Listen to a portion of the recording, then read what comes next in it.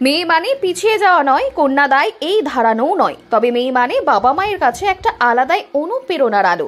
তবে মেয়েদের ভূমিকা বর্তমান সময়ে দাঁড়িয়ে অনস্বীকার্য। একটা ছেলে যেমন সবকিছু করতে পারে, ঠিক একটা মেয়েও সেই রকম অনেক কিছু করে দেখাতে পারে। আর সেটা করেই দেখাচ্ছে বাংলার এই মেয়েটি, যা জানলে আপনি কুর্নিশ জানাবেন।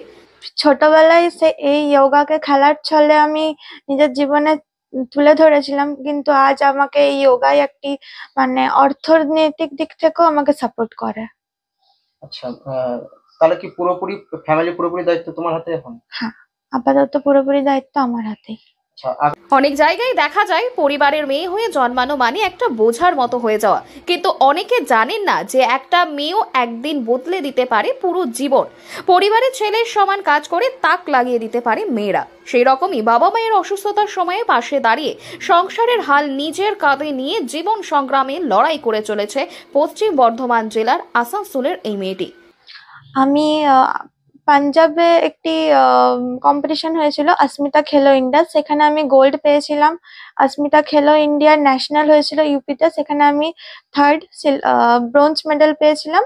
এবং 2024 সালে রাজস্থানে সিনিয়র ন্যাশনাল হয়েছিল, সেখানে আমি সেকেন্ড হয়েছিলাম। এবং তার বেসিকে আমি আমার যে এখন পড়াশোনা করছি সেটি স্কলারশিপে ওই মেডেলের থ্রুতেই আমি। ইউটি চ্যাটার্জি বলছেন, এই যোগা নিয়ে এগিয়ে যাওয়ার জন্য পুরোপুরি হাত রয়েছে আমার মায়ের। ক্লাস 4-5-এ পড়ার সময় আমি স্কুলে খুবই চুপচাপ থাকতাম। তখনই মায়ের মনে হয়েছিল কোনো একটি কিছুতে ভর্তি করে দিতে হবে। তখন খেলার চলে যোগা ক্লাসে ভর্তি করে দেয় এবং তখন থেকে আস্তে আস্তে যোগা প্রশিক্ষণ শুরু করি।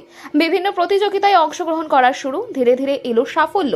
আগামীতে এটা নিয়ে এগিয়ে যেতে চাই।